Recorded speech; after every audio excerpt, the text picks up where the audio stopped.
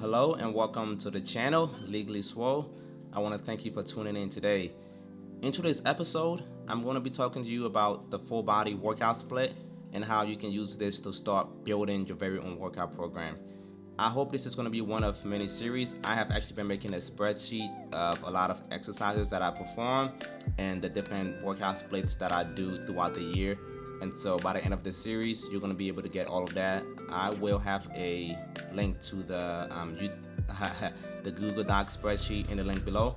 And so if you want to check out the example program I put together for this, this is just an example of what a full body split is.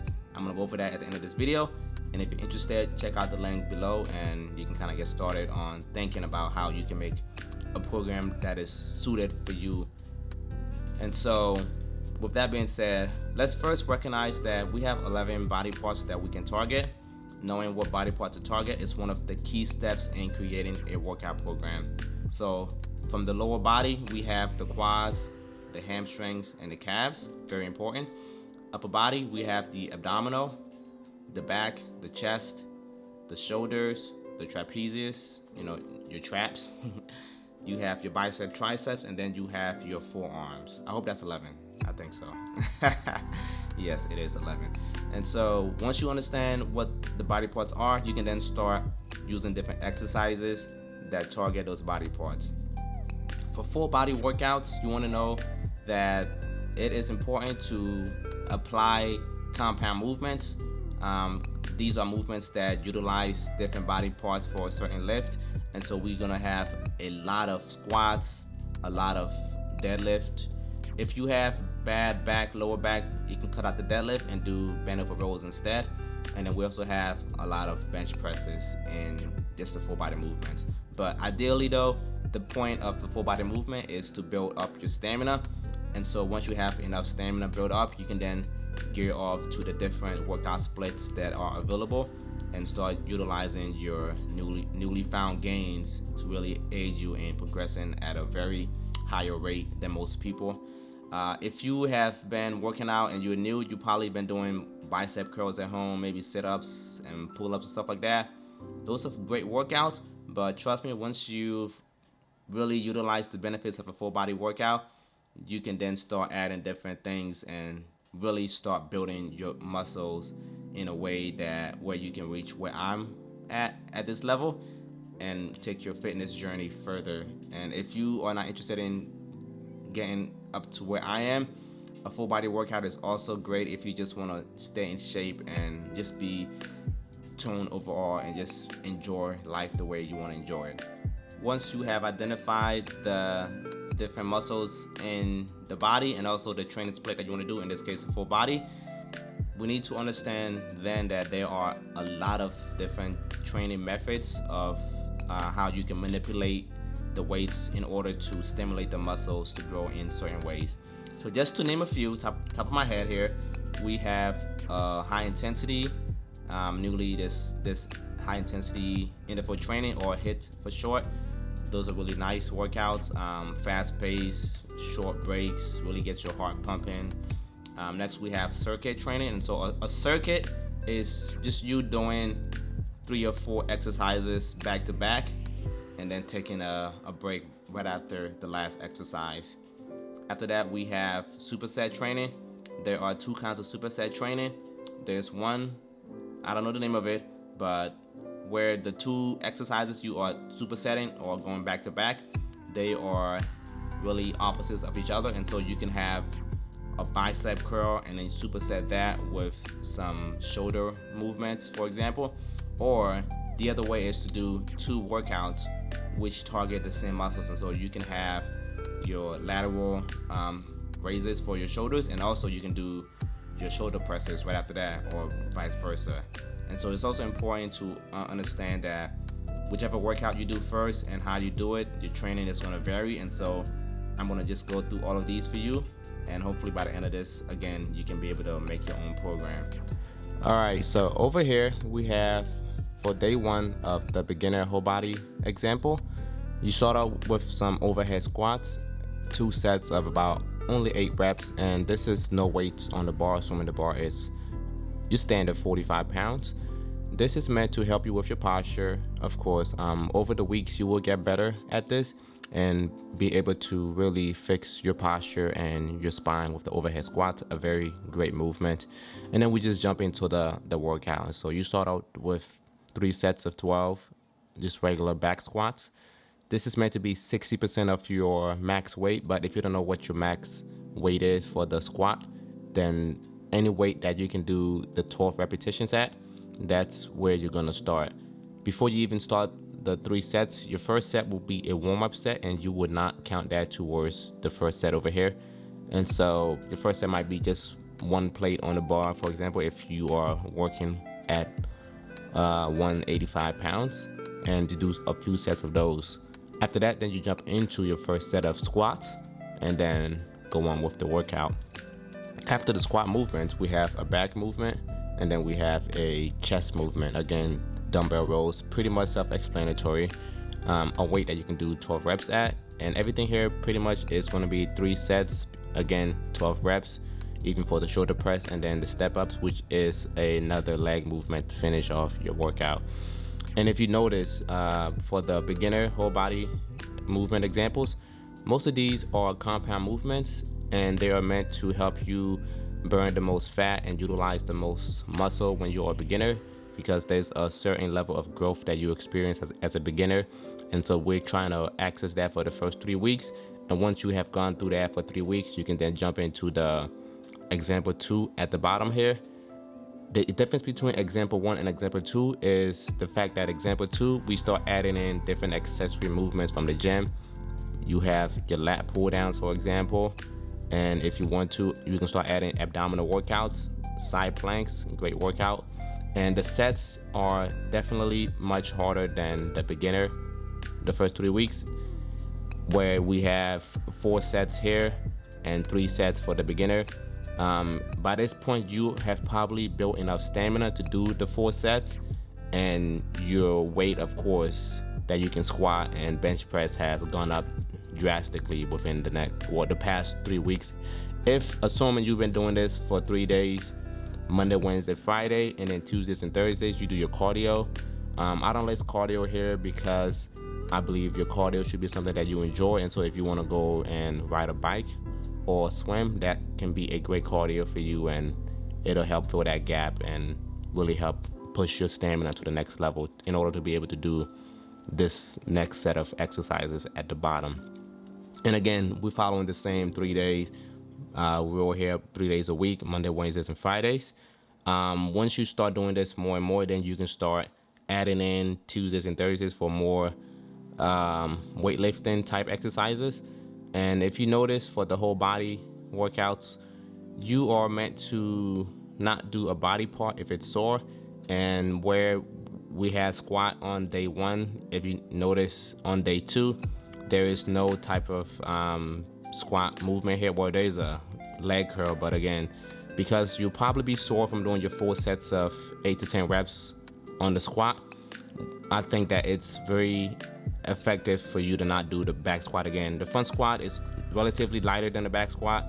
I think it's more of a stretch to your legs, but again, we're not going to load up the weight heavily on day 2. But then on day 3, you can then go ahead and do heavy leg presses, and by that point, your legs are probably healed. I believe that the full body workout, again, great for beginners. You want to build up your base, so your legs, and that'll determine how well you are as a lifter later down the road. Now, if you pay close attention to column J on the right hand side, I'm going to highlight that for you right now. These are different training methods that you can implement within this example workout. And so, for example, you can do a superset training where you start 1 set of squat, and then right after you squat, you want to go ahead and do some shoulder presses. That's going to be tiring, but again, that is a superset.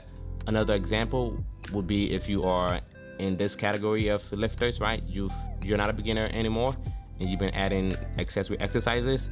You can go ahead and start. Let's go here. You can do some leg curls right into hanging knee raises. Again, this is an abdominal workout, and these are not complementary, and so that'll be a pretty good superset right there for you to do as well. Another thing is the 100 reps training. This is really good for either squats or the bench press. The goal is to do 100 reps of whatever exercise that you're doing. And so you probably won't be doing this amount of weight for the squat if you were to do 100 rep training. You might want to lower the weight to about 40% of your max and then do 100 reps in total. And so you take breaks, of course. You can do either your 10 sets of 10 or whatever else you want to do. But the goal is to get 100 reps. And then once you do that, go back into the rest of the workout. This is going to be very tiring, especially if you do a squat or the bench press type of movement. Next, again, I explained to you high intensity. We have circuit training. I explained that to you. Here we have the negative rep training, another great one. I do this for the squat and the bench press. The negative rep is going to allow you to slowly descend, right? So you have the weight pretty heavy, and the goal is to slowly bring the weight down to your body. In the case of a bench press, you want to, instead of pressing the weight, you want to bring the weight down as slow as you can, and then have your workout partner lift the weight up for you. And so if you are bench pressing 145 and you want to go heavy, you can add let's say another 20 pounds in total, so 10 pounds on each side, and you want to just slowly bring the weight to your body. Once it touches your chest, then you have your partner lift the weight up for you. That is a negative rep training. Slow rep training, relatively self-explanatory. You want to slow your pace of how fast you are activating the muscles, and so this is great if you just want to feel the tension in the muscle. Here we have heavy and lightweight training. The goal of this is you want to, when you hop into the gym, right? Just say the squat, for example. You start low and then you do only one rep up until you get to your maximum rep. That is meant to shock your body. And once your body has been shocked, you want to lower the weight to your working set, which is 65% of that. And that'll allow you to really feel more invigorated and allow the muscles to also be already activated in order to do a lighter weight, because it's thinking that it's going to do a heavy weight, but then you drop the weight, so now it's doing a lighter weight than what you wanted to do. What it's another most common method is the pyramid method. And so the pyramid method, like I said, you start at a low weight and then you slowly increase the weight. Again, you start with the lower weight, you're doing probably more reps, and as you go higher and higher, you do less and less reps. If we take the squats, for example, your first set might be 135 at, let's say, 12 reps. Then you add 10 pounds on each side and you do 10 reps. Add another 10 pounds, you do 8 reps, another 10 pounds, and then you do 6 reps. So that's an example of a pyramid method. A lot of people use the pyramid method, and so do I. It's a great training method to do. And then here we have the drop sets. Drop sets ideally are meant at the end of your workout. And so let's say a lat pull down, for example, right? And so you're pretty much at the end of your workout. You want to get some more squeeze out of the muscles. You have the weight that you're working at, whatever this weight would be. After you do that, you drop the weight down. You do another as much as you can, and then you keep dropping the weight down until you get to about 20 pounds or so, to where you definitely don't want to drop the weight down any further. And that is a drop set. Pre-exhaustion set. This is meant to aid you in compound lifts where your one muscle is lagging behind. So if we take the bench press, for example, we know the bench press utilizes the triceps, the chest, and also a little bit of your inner deltoids, which is connected to your shoulders. One thing you can do for that is to start your workout with a tricep extension, where you are ideally just wearing down the triceps, and then when you then jump into the bench press, your triceps won't be able to help you out on the bench press, and so it'll just be your chest and your lats, and of course your inner deltoid that'll be helping you with the movement. And also I didn't add that down, but depending on how you let's say organize the lifts here, so instead of starting with squats, you could have started with the bench press. Depending on how you do that, it'll drastically change the effect of the workout. Again, we know that the squat is a very, very exhausting movement, And by starting out with the squat first, we know that our body's going to be in a state of exhaustion, and so it'll be much harder to do these other workouts.